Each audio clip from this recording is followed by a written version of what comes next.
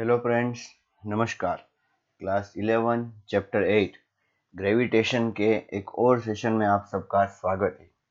Today we are going to discuss very important quantity and that is the gravitational potential. बच्चों, ये quantity बहुत important है और समझने में थोड़ी इसको दिक्कत भी होती है। इस क्वांटिटी को ग्रेविटेशनल पोटेंशियल सिंबल इसका वी है। 12th में आप पढ़ोगे इलेक्ट्रिक पोटेंशियल। यहाँ पर मैं क्या पढ़ रहा हूँ, मैं आपको क्या पढ़ा रहा हूँ, gravitational potential. In the 12th we are going to discuss electrical potential. Okay, same to same concept, same to same explanation. ठीक है, वो हम पढ़ेंगे। अभी बेसिक से शुरू करते हैं। मैं आपको थोड़ा क्वेश्चन नहीं करूंगा, आपको अच्छी तरीके से मुझे आंसर देना है। ठीक है, ओके। चलिए, सबसे पहले मुझे एक आंसर ये दीजिए कि ये ग्राउंड है। ठीक है, यहाँ पर एक बॉल है जिसका मास है m। ठीक है, और उसकी हाइट है यहाँ से h। So what will be the potential energy of m? Potential energy कितनी होगी?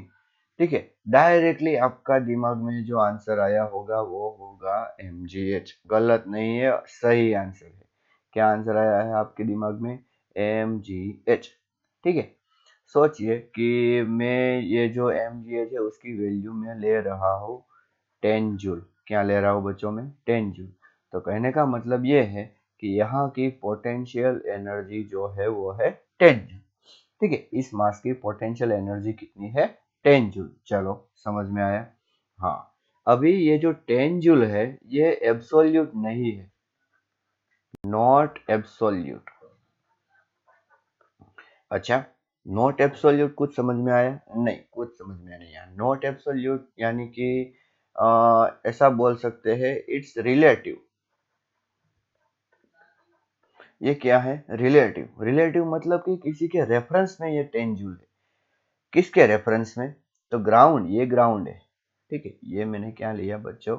ग्राउंड। और यहाँ की एनर्जी में यहाँ पर 0 जूल कंसीडर कर रहा हूँ। कितनी कंसीडर कर रहा हूँ? 0 जूल। यहाँ पर मैं 0 जूल कंसीडर कर रहा हूँ ग्राउंड पे, इसीलिए हम यहाँ पर इसकी एनर्जी 10 जूल कंसीडर कर पा रहे हैं। ठीक है, अगर अगर मैं यहाँ पर ग्राउंड पे इसकी एनर्जी 10 जूल कंसीडर करूँ, ग्राउंड की एनर्जी अगर मैं 10 जूल कंसीडर करूँ, तो मुझे इस मास की पोटेंशियल एनर्जी कितनी कंसीडर करनी होगी? Then it is very simple, आप डायरेक्टली बोल दोगे कितनी? 20 joule. And the answer is right also. देखो, शांति से समझो।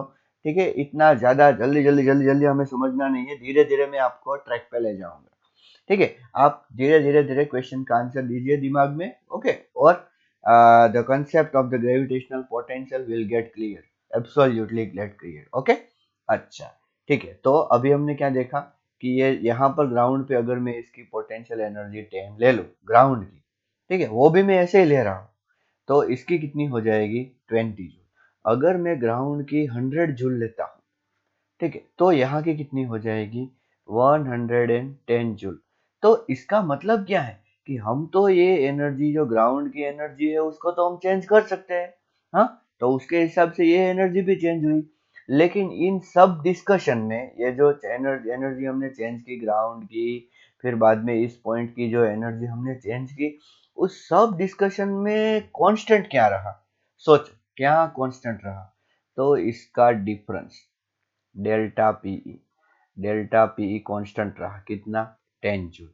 तो इसका मतलब क्या है कि ना तो ये पोटेंशियल एनर्जी डिफाइंड है, not defined, not absolutely defined, absolutely defined. ना तो ये मास m की पोटेंशियल एनर्जी एब्सोल्युटली डिफाइंड है। जो डिफाइंड है वो ये है। डिफाइंड मतलब कि जो हम देख रहे हैं, हम जो बोल रहे हैं ये पोटेंशियल एनर्जी 10 जूल, क्या वो वास्तव में ये उसकी एनर्जी 10 जूल है? नहीं। ऐसा हम बोल सकते हैं with respect to that point, with respect to that point whose energy whose potential energy is 0 joule. ठीक है, कहने का मतलब क्या है कि अगर हमें किसी पॉइंट की एब्सोल्यूट एनर्जी चाहिए, तो किसी ना किसी पॉइंट पे आपको क्या कंसीडर करना होगा, 0 जूल कंसीडर करना होगा, जो यहाँ पर हमने ग्राउंड पे कंसीडर किया। ठीक है, चलिए फिर से करते हैं। यहाँ पर ग्राउंड की एनर्जी में ले रहा हूँ 40 जूल। इस पॉइंट नंबर ए और पॉइंट नंबर बी, अभी लिखना नहीं है, शांति से सुनो। ठीक है, I will try to explain it much basic, okay, और मैं बहुत इजीली तरीके से आपको ट्रैक पे ले जाऊंगा, टेंशन मत लो। यहाँ पर जो एनर्जी है सोचो 70 जूल है, यहाँ पर जो एनर्जी है सोचो 80 जूल है। ठीक है, तो इसका मतलब इन दोनों के बीच का डिफरेंस कितना, बोलिए, इन दोनों के बीच का डिफरेंस कितना? आप बोलोगे 70 माइनस 40, 30 जूल। ओके, गलत भी नहीं है। इन दोनों के बीच का डिफरेंस कितना? 80 माइनस 70, सो 10 जूल। चलो, ये भी गलत नहीं है। इनके बीच का डिफरेंस कितना? बी और ग्राउंड, ग्राउंड ले ले तो 80 माइनस 40, तो 80 माइनस 40 कितना होगा? 40 जूल। ठीक है, तो अभी आपको पूरा विश्वास नहीं है कि एक ही एनर्जी 70 जूल है। क्यों? क्योंकि एक ही एनर्जी 70 जूल तब है जब ग्राउंड की 40 है। मतलब कि एक ही एनर्जी उस पे ए पे डिपेंड नहीं करती, ग्राउंड पे डिपेंड करती है, या तो किसी रेफरेंस पॉइंट पे डिपेंड करती है। अगर आप ग्राउंड की एनर्जी 70 जूल ले रहे हो, ठीक है, तो क्या एक ही एनर्जी 70 जूल होगी? नहीं, एक ही एनर्जी बढ़ जाएगी। कितनी? 70 प्लस 30, तो इसकी एनर्जी 100 जूल हो जाएगी और इसकी एनर्जी कितनी हो जाएगी? 110 जूल हो जाएगी। ठीक है, अभी बच्चों मैं बोल रहा हूँ, इसकी ये एनर्जी बढ़ क्यों रही है और ये एनर्जी ज्यादा है, ये हमें पता कैसे चल रहा कि ए की एनर्जी ज्यादा है, बी की एनर्जी उससे और ज्यादा है? ठीक है, अच्छा, मैं आपको थोड़ा सा फील कराता हूँ कि उसकी एनर्जी हमें कैसे पता चलती है कि ज्यादा है। आपने एक स्टोन यहाँ पे रखा, शांति से सुनो, आपने एक स्टोन यहाँ पे रखा, वो है steady. Okay, do you have any problem? नहीं, स्टेडी है, मतलब कि उसकी वेलोसिटी कितनी है? 0। क्या ये ग्राउंड को कोई प्रॉब्लम कर रहा है? नहीं, कोई नहीं, टेंशन नहीं, शांति से बैठा हुआ है। वही स्टोन को अगर आप इस पॉइंट पर, ए वाले पॉइंट पर ले जा करके, ठीक है, आप पॉइंट को ग्राउंड से कहा ले जा रहे हो? ए पर ले जा करके रिलीज कर दो। क्या कर दो? रिलीज कर दो। होगा क्या? बोलिए ना मुझे, होगा क्या? ये नीचे आएगा, नीचे आएगा, नीचे आएगा और धड़ाम से यहाँ पर गिरेगा। गिरेगा कि नहीं? हाँ, अगर आपको फील नहीं आ रहा है तो यहाँ पे अपना सर रख के देखो, पता चलेगा कितनी जोर से गिर रहा है। अच्छा, तो यहाँ पर जब हमने उसको रख दिया तो गिरा क्यों? क्यों? मतलब कि यहाँ पहले तो इस पोजीशन पे इसके पास कोई वेलोसिटी नहीं थी, कोई काइनेटिक एनर्जी नहीं थी, kinetic energy is equal to 0 joule. ठीक है, लेकिन यहाँ पर उसके पास काइनेटिक एनर्जी आ गई। कितनी काइनेटिक एनर्जी होगी? तो मैं आपको बोल दूं, काइनेटिक एनर्जी होगी उसकी 30 जूल, अगर कोई रेजिस्टिव फोर्स हम कंसीडर ना करें तो। अच्छा, कैसे डायरेक्टली बोल सकते हैं 30 जूल भैया? देखो, ग्राउंड पे उसकी एनर्जी 40 जूल हमने पहले से कंसीडर करके रखी थी, पोटेंशियल एनर्जी, और ए पे उसकी कितनी है? 70। तो यहाँ से ऊपर जब मैं लेके गया, हाँ, कोई और लेके नहीं गया, किसको लेके जाना पड़ा? मुझे। हम अपने आप को एक्सटर्नल एजेंट कंसीडर करते हैं, ठीक है, तो हम लेके गए, वो हम इसको कहाँ पर लेके गए? ए पर। तो वहां पर हम लेके गए तो उसमें इतना क्या, मतलब कि ज्यादा पावर आ गया कि वो इतनी ज्यादा काइनेटिक एनर्जी से गिर रहा है? अच्छा, मैं ए पे नहीं ले जाके बी पे ले जा रहा हूँ। कहाँ ले जा रहा हूँ? बी पे, और वहां से गिरा रहा हूँ, तो फिर वो गिरेगा, वो क्या इतनी एनर्जी से गिरेगा? नहीं, और ज्यादा एनर्जी से गिरेगा। तो इसका मतलब क्या है कि उसके पास एनर्जी आई कहाँ से? कौन सी एनर्जी? Kinetic energy. कहाँ से आई? तो ये बोलोगे आप, सर ये पोटेंशियल एनर्जी कन्वर्ट हो गई, वो काइनेटिक एनर्जी आ गई। ओके, कोई बात नहीं, उसके पास क्या आ गई? Potential energy. तो उसके पास पोटेंशियल एनर्जी आई कहाँ से?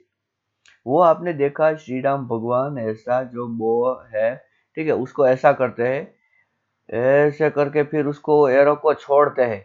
ठीक है, जैसे ही छूटा, वो एरो तो ये थ्रेड पहले ऐसी थी, बाद में ऐसी हो गई, जैसे छूटा उसके पास बहुत ज्यादा वेलोसिटी आ गई और रावण को मार डाला। ये वेलोसिटी कहाँ से आई, किसने दी वेलोसिटी? तो आप बोलोगे सर ये थ्रेड थी, तो थ्रेड के पास सोचो कि यहाँ पर उस एरो के पास आ गई 100 जूल एनर्जी। ओके, तो क्या भगवान राम ने ऐसे प्रोड्यूस की 100 जूल? नहीं, ऐसा नहीं है, वो भी एनर्जी के लॉ को ओबे करते हैं, ठीक है। क्या, देखो यहाँ पर उसकी एनर्जी, इस पॉइंट पे उसकी एनर्जी 0 जूल थी, और यहाँ, अच्छा मैंने तो वहां पर 0 जूल ले लिया, ठीक है। आप बोलोगे सर डायरेक्टली आप नहीं ले सकते, वहां पर कुछ एनर्जी होगी, पर मैंने as a reference 0 joule consider कर ली, और यहाँ पर मुझे पता चला कि 100 जूल एनर्जी हो गई। किसकी? उस एरो की नहीं, ये स्ट्रिंग की। किसकी? ये स्ट्रिंग की। कितनी हो गई? 100 जूल। तो इसका मतलब भगवान राम ने इधर उसको लाने के लिए कितना वर्क किया होगा? 100 जूल। क्यों? क्योंकि ये जो वर्क है ना बच्चों, वर्क, यही किस में कन्वर्ट हो गया बच्चों? एनर्जी में। तो इसी तरह, अच्छा यहाँ पर भी देखो, ये जो हम बॉल को ग्राउंड से ए के पास ले गए, ए से बी के पास ले गए, ये वर्क किसने किया बच्चों? ये वर्क तो हमने किया, हाँ। और हमने कितना वर्क किया होगा? अब बोलो, अब बोलो हमने कितना वर्क किया होगा? शायद आपके दिमाग में थोड़ा घुस रहा है बच्चों। ओके, मैं बहुत ज्यादा ट्राई कर रहा हूँ कि आपके दिमाग में अच्छी तरीके से घुसे। ये है कितना? 70 जूल। ये है 80 जूल। ओके, तो ग्राउंड से यहाँ तक ले जाने के लिए अगर मैं पूछूं कि भैया एक्सटर्नल एजेंट ने कितना वर्क किया, तो आप बोलोगे ये 70 जूल है। देखो ये 70 जूल है, तो कितना वर्क किया ये कैसे पता चलेगा?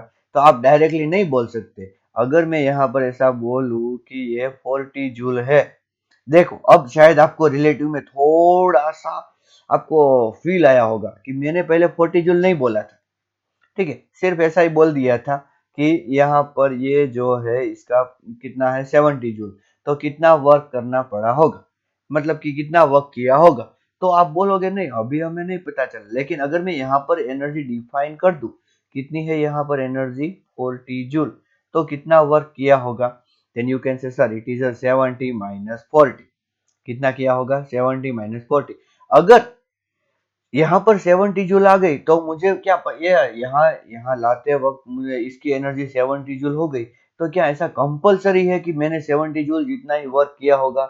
नहीं, ये तो डिपेंड करेगा कि मैं किस पॉइंट से ला रहा हूँ, ठीक है।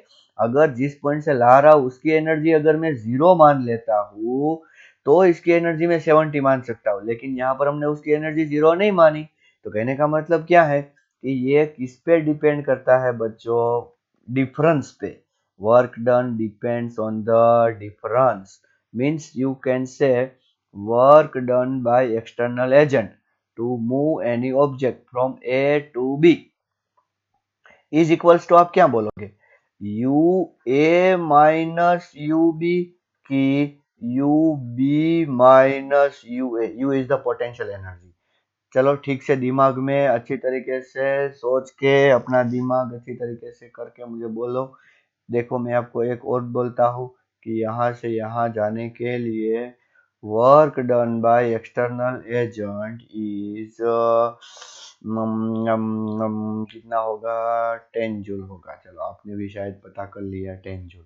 तो मुझे बोलो U A minus U B की U B minus U A? So your answer should be this. अगर आपने ये आंसर दिया है तो अपने लिए एक ताली हो जाए। So first of all, you get one thing at this time is that work done by external agent to move any object from A to B is equals to UB minus UA। चलो इतना अच्छी तरीके से समझ में आया।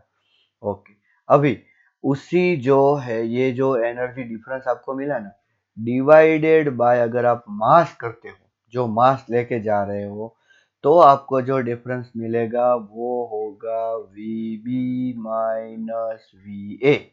क्या होगा बच्चों? V B minus V A. और ये V B minus V A, V V जो लिखा, यही है पोटेंशियल डिफरेंस। क्या है? Potential difference. Okay, of B and A. तो पोटेंशियल डिफरेंस को अगर हम अच्छी तरीके, यहाँ पर भी मुझे मास m से डिवाइड करना होगा ना बच्चों। हाँ तो चलिए, VB माइनस VA अगर मैं लिख रहा हूँ तो इसका मतलब वर्क डन। अब हम एक्सटर्नल एजेंट ही समझेंगे, ठीक है। Work from A to B, A B, चलो इतना समझ में आया। कहाँ से कहाँ, ए से B divided by mass. Okay, मतलब कि वर्क हमें ए से बी जाना है, और कौन वर्क करेगा, एक्सटर्नल एजेंट, ठीक है। अच्छा मैं आपको पूछता हूँ भैया, potential P minus potential Q, potential of point P, potential of point Q is equals to क्या होगा। चलिए अपने दिमाग में अच्छी तरीके से सोच के आंसर दीजिए। Work done by external agent to move from Q to P। अभी बच्चों हमने इतना मतलब कि टाइम जो यहाँ पर हमने वेस्ट किया, वो वेस्ट नहीं होना चाहिए, इन्वेस्ट होना चाहिए, ठीक है। अच्छी तरीके से आपके दिमाग में घुसना चाहिए। डिवाइडेड बाय मास, देखो सेम टू सेम कंसेप्ट हम 12th में यूज करेंगे। यहाँ पर मास नहीं होगा, यहाँ पर चार्ज होगा, क्यू। ओके, और चार्ज कितने टाइप के होते हैं बच्चों, दो टाइप के। क्या दो टाइप के, मतलब कि पॉजिटिव और नेगेटिव, तो वो कंसेप्ट थोड़ा सा ऐड हो जाएगा, otherwise story will be same. So ये जो work done by external agent from divided by same, ये क्या मिला, it is a potential of, कौन सा potential, gravitational, gravitational potential of point P with respect to Q, with respect to Q। अच्छी तरीके से सोचना हाँ बच्चों। हाँ, अभी मुझे पॉइंट P का पोटेंशियल नहीं पता है। देखिए मैं क्या बोल रहा था, यहाँ पर मैं वो मास है उसको लेके जा रहा था, ठीक है, मैं रास्ते से जा रहा था। अच्छा नहीं, चलो भेल पूरी बाद में खाते हैं, और मिर्ची भी बाद में लगाना। ये हो गया 70 जूल और ये हो गया 80 जूल, ये पोटेंशियल एनर्जी। और जो मास मैं यहाँ से यहाँ लेके जा रहा था, वो मास सोचो कि 2 किलोग्राम है। कितना है, 2 किलोग्राम। तो यहाँ पर अगर मुझे पोटेंशियल डिफाइन करना है, क्या डिफाइन करना है, पोटेंशियल, ठीक है। तो मुझे क्या करना होगा, पोटेंशियल ये था, ये ग्राउंड, ठीक है, ये ए और ये बी, ठीक है। तो ये क्या था, पोटेंशियल एनर्जी ऑफ ग्राउंड, ये था पोटेंशियल एनर्जी ऑफ ए, और ये क्या था, पोटेंशियल एनर्जी ऑफ बी। लेकिन याद रहे ये सब किसके विथ रिस्पेक्ट टू में है, with respect to one point which has a potential energy 0 joule. अभी हमें पता नहीं वो कहाँ पर है, इसलिए हम उसको इंफिनिटी पे मान रहे हैं। मतलब कि energy of ground with respect to infinity, energy of A with respect to infinity, energy of B with respect to infinity. अच्छा, अगर energy of A with respect to अगर हम ग्राउंड मानते, तो क्या यहाँ पर 70 जूल लिख पाते, नहीं, तब तो हमें 30 जूल लिखना होता। अगर हम यहाँ पर energy of B with respect to ground मानते, ये जो B with respect to infinity मैंने लिखा है, इसलिए 80 जूल लिख सकता हूँ। लेकिन अगर हम यहाँ पर बी विथ रिस्पेक्ट टू अगर ग्राउंड मानते, तो क्या 80 जूल लिख पाते, नहीं, क्या होता, B with respect to ground तो 40 होता, या B with respect to A लिखे तो 80 माइनस 70 तो 10 होता, ठीक है। डिपेंड करता है कौन से रेफरेंस पॉइंट से आप देख रहे हो। आप बोलोगे माउंट एवरेस्ट की हाइट तो कितनी है, 9 किलोमीटर नियरली, मतलब कि आप नीचे से देख रहे हो। लेकिन कोई बंदा बोलेगा नहीं, मुझे तो उसकी हाइट 1 किलोमीटर ही दिख रही है, तो क्या वो बंदा ग्राउंड पर से देख रहा होगा, नहीं, वो बंदा थोड़ा ऊपर जाके बाद में देख रहा होगा। मतलब कि डिपेंड करता है कि आप कहाँ से ऑब्जर्व कर रहे हो, ठीक है। अच्छा चलिए, पोटेंशियल ऑफ ग्राउंड अगर हम ले, तो potential of ground with respect to infinity कितना होगा, 40/2। 40/2 मतलब कि कितना होगा बच्चों, 40/2 बोलिए 20। यहाँ पर 70/2 ये हुआ 35, 80/2 ये हुआ 40, ठीक है। अभी ये जो हुआ ना बच्चों, ये सब पॉइंट का अब डिफाइन है, point with respect to infinity, ठीक है। अब अगर आप 1 किलोग्राम लेके जाओगे यहाँ से जी से ए से बी, तो आपको इतनी इतनी एनर्जी का स्पेंड करना होगा। कितना? 20, 35 और 40। अगर 2 किलोग्राम लेके जाओगे तो इसका मतलब आपको इसके साथ 2 मल्टीप्लाई करना होगा। अगर आप 10 लेके जाओगे तो आप इसके साथ क्या मल्टीप्लाई करोगे? 10 10 10। अब ये डिपेंड करता है कि आप कितना मास लेके जाते हो। मास जितना लेके जाओगे उतना ही आपको क्या करना पड़ेगा? आपको उतना ही वर्क करना पड़ेगा। ठीक है, लेकिन ये जो 40, 35, 20 ये क्या? ये जितना मास लेके जा रहा है उस पर डिपेंड कर रहा है? नहीं, ये तो जितना मास आप लेके जा रहे हो, ये 2 किलोग्राम, उस पर थोड़ी डिपेंड करेगा। ये 30, 35, 40, 20 ये तो इंडिपेंडेंट हो गया बच्चों। अच्छा, आप बोलोगे सर हमने उसको डिवाइड किया बाद में ये आया, तो ये इंडिपेंडेंट कैसे हो गया? देखो, ये जो है ना, ये मैंने ऐसा बोला था कि जिस ऑब्जेक्ट को हम लेके जा रहे हैं वो 2 किलोग्राम का है। अगर हम 2 किलोग्राम से डिवाइड कर दे तो इसका मतलब ये आंसर आया। तो अगर मैं 2 किलोग्राम की बजाय 3 किलोग्राम लेके जाऊं तो क्या डायरेक्टली आप पता लगा सकते हो क्या 40 × 3 आएगा? नहीं, 20 × 3 आएगा। 20 अच्छी तरीके से सोचो, 35 × 3 आएगा या 40 × 3। क्यों? क्योंकि ये जो है, ये जो एनर्जी 20, 35, 40 ये है पर किलोग्राम। ये हमें अब एनर्जी कैसी मिल गई? पर किलोग्राम। कि भैया पर किलोग्राम आपको कितना वर्क करना पड़ेगा। तो ये पोटेंशियल क्या है? Potential is nothing but potential is nothing but potential energy per unit mass मतलब 1 किलोग्राम। एक बार आपको पोटेंशियल का पता चल गया तो वहां पर आप पोटेंशियल एनर्जी इजीली पता लगा सकते हो। कितनी पता लगा लोगे? देखो, फॉर एग्जांपल ये पॉइंट है पी, इसका पोटेंशियल है 30, ठीक है, जूल पर किलोग्राम। हालांकि ये पोटेंशियल एनर्जी ये वाला है, वो तो हम बाद में भी देख लेंगे, या तो यहाँ पर देख सकते हैं। देखिए, ये वर्क अपॉन मास, तो वर्क का जूल अपॉन किलोग्राम होता है। अगर मैं यहाँ पर कहीं से 30 किलोग्राम मास लेके आऊं तो इस पॉइंट पर कि ये 30 joule per kilogram with respect to infinity है। हाँ बच्चों, विथ रिस्पेक्ट टू इंफिनिटी है। तो यहाँ पर मैं अगर इंफिनिटी से 30 किलोग्राम और मास लेके आऊं, और नहीं सॉरी, इस पॉइंट पे देखो, हाँ एक चीज और क्लियर होनी चाहिए, पोटेंशियल किसी पोजीशन का होता है। अब वहां पर आप मास रखे या ना रखे इससे कोई फर्क नहीं पड़ता, वो तो पोजीशन है, पोजीशन की ताकत है। फॉर एग्जांपल, नरेंद्र मोदी को आज हम इतना सम्मान क्यों दे रहे हैं?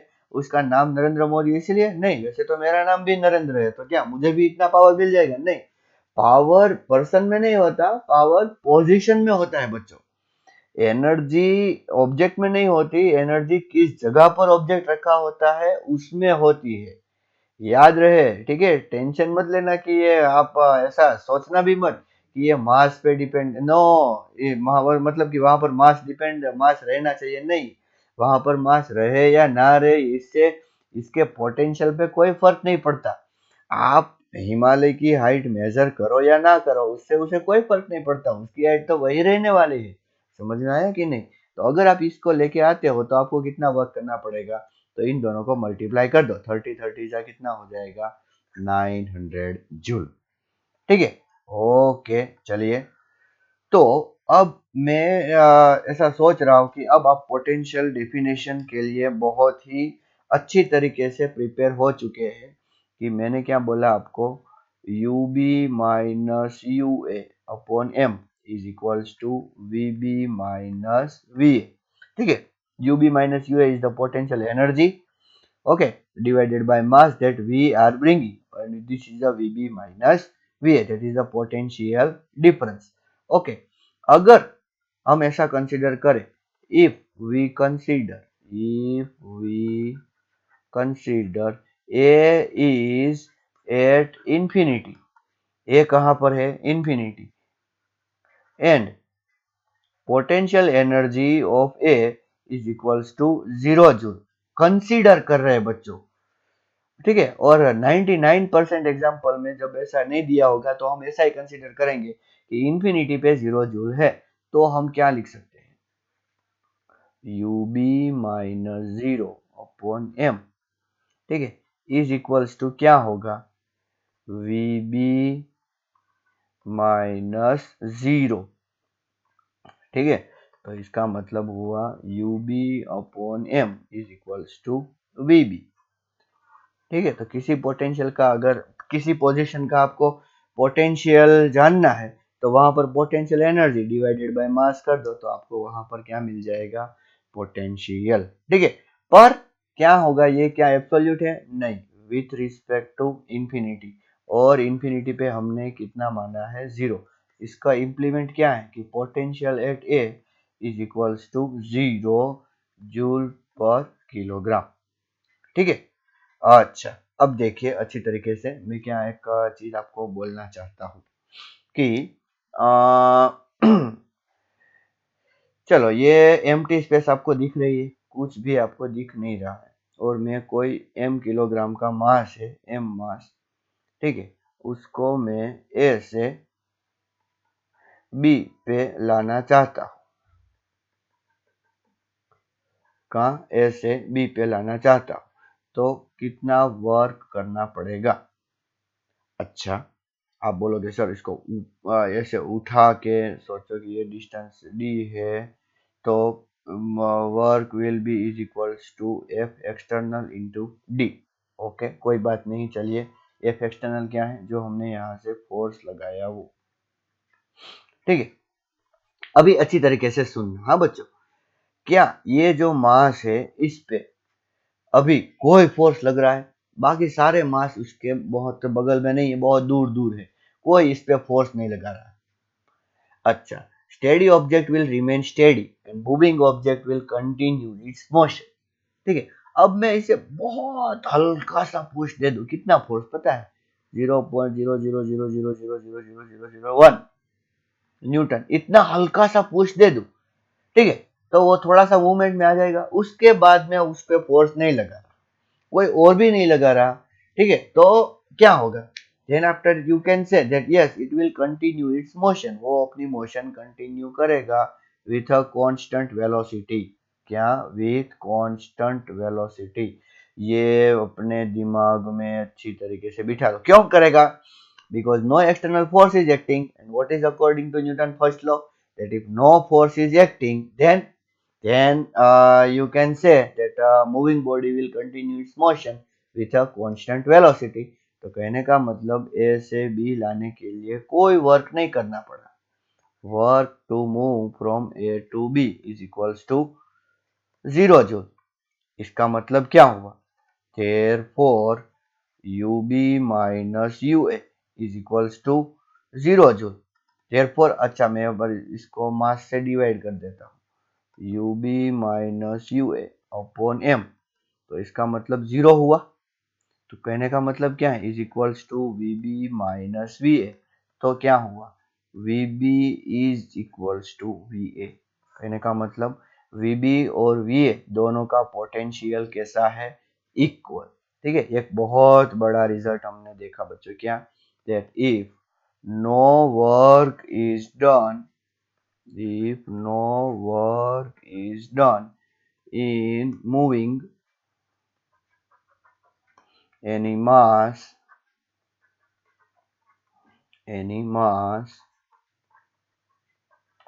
from one position to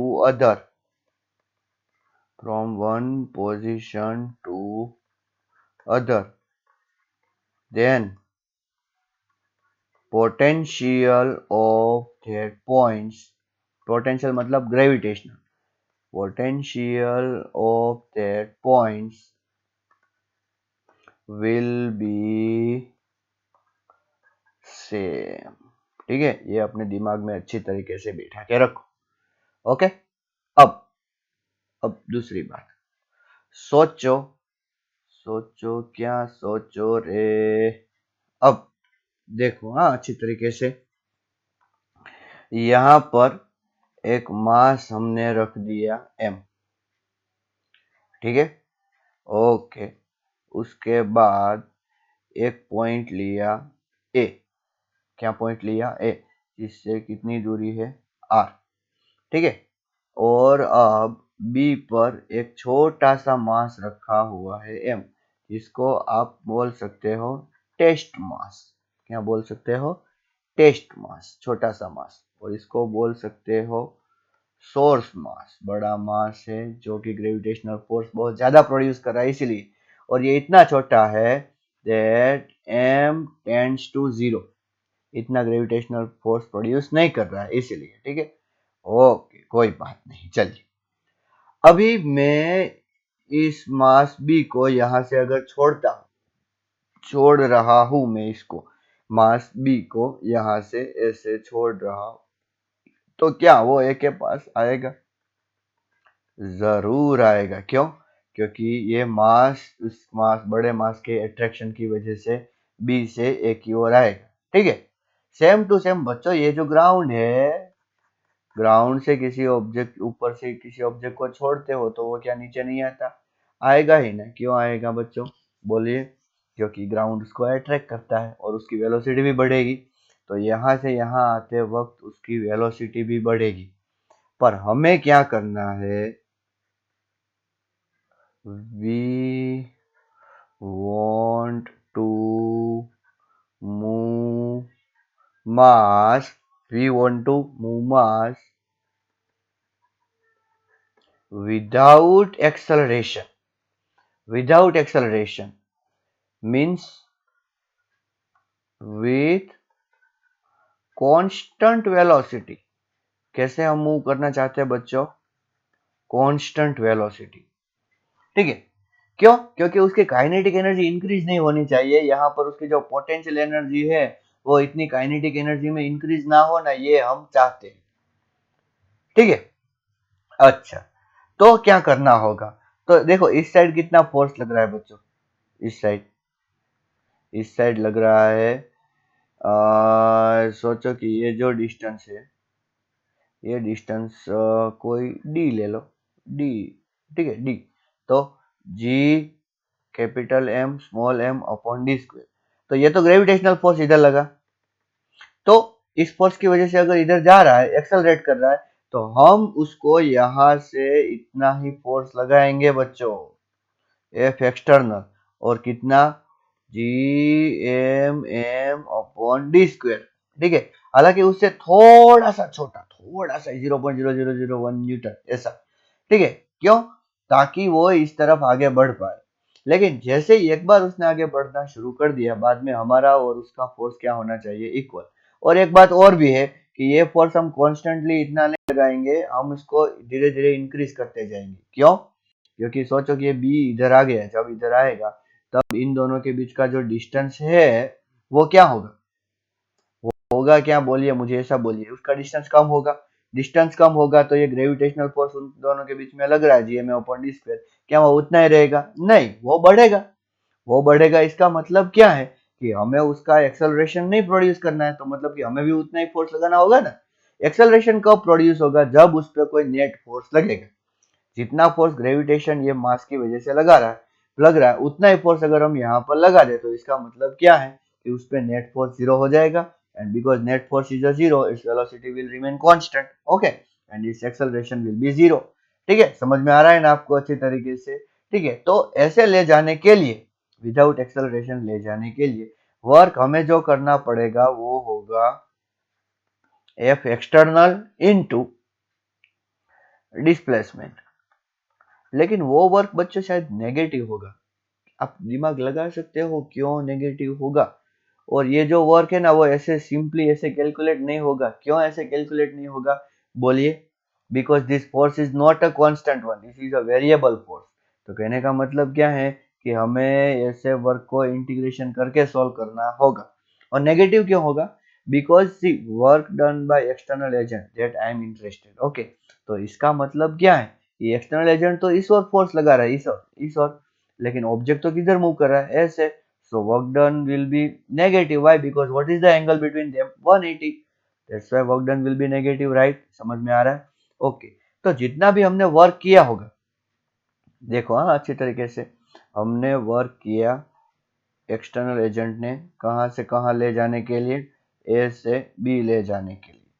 ठीक है, then it will be equals to potential energy of A minus potential energy of B, ठीक है। और डिवाइडेड बाय अगर हम मास कर दे तो हमें क्या मिलेगा, potential of A minus potential of B।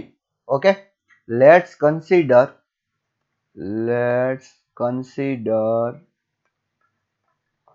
that B is at infinity, B is at infinity।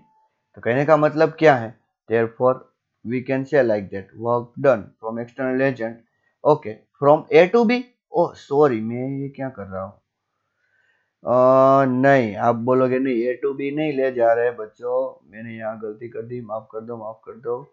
हम बी से ए की ओर लेके जा रहे हैं, मतलब कि इंफिनिटी से कहाँ लेके जा रहे हैं, ए की ओर लेके जा रहे हैं, and that will be U A minus U infinity, और you can say V A minus V infinity, ठीक है। डिवाइडेड बाय मास सबको कर देता हूँ, ठीक है, ताकि आपको इतनी दिक्कत ना हो।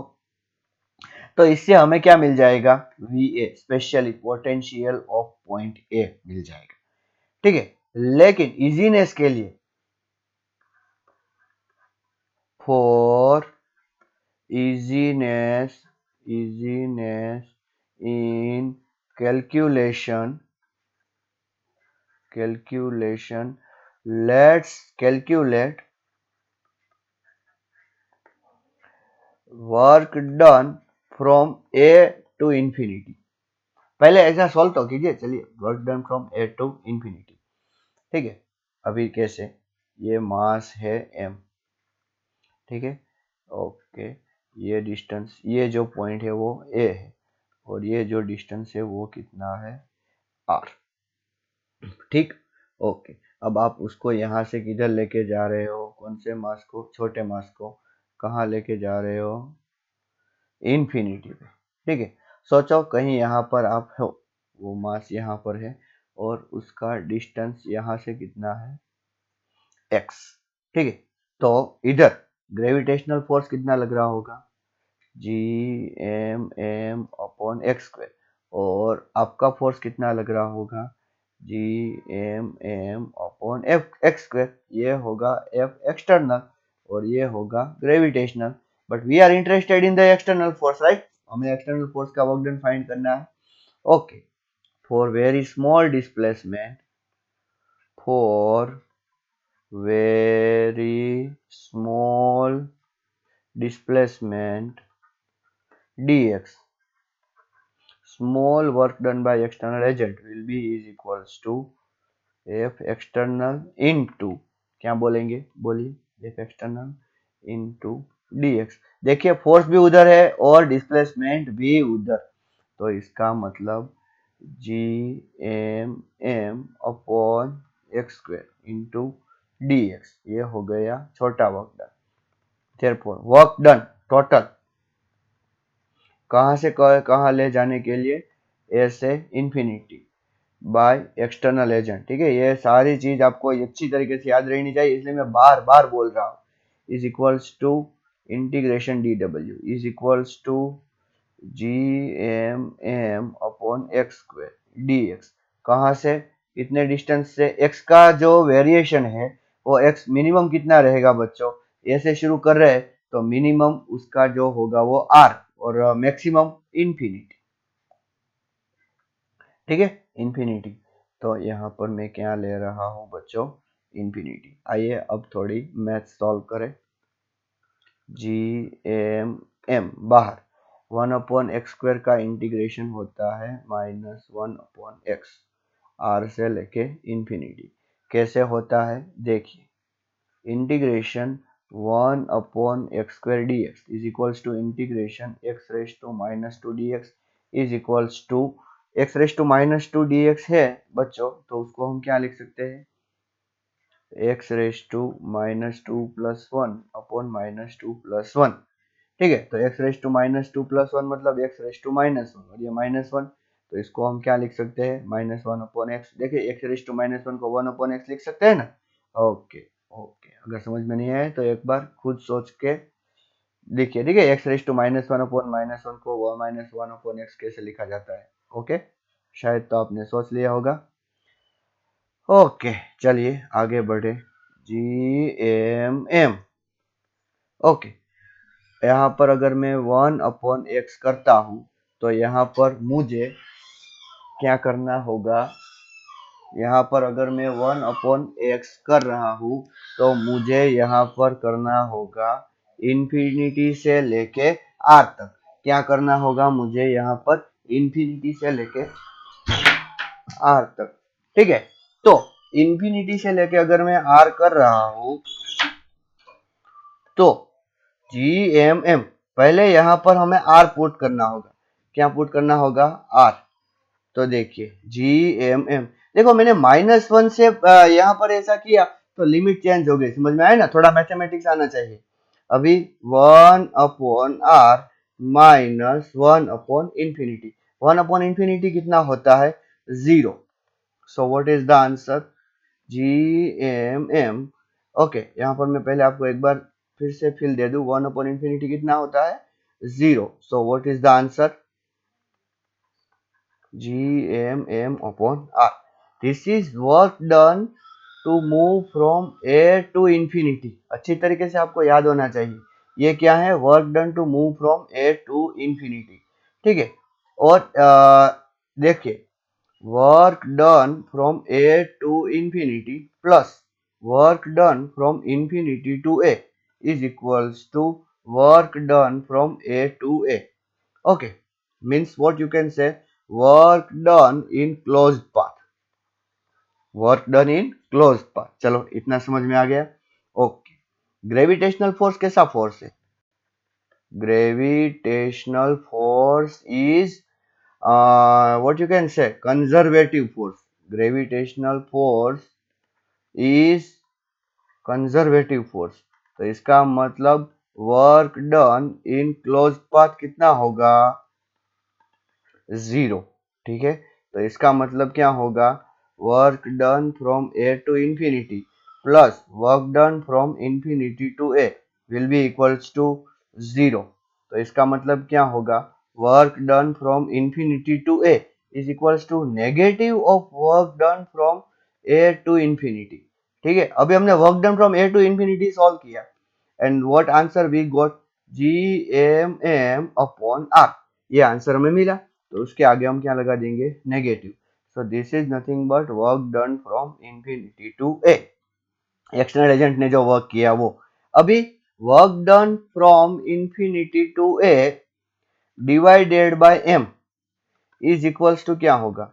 You A minus U infinity divided by M होगा।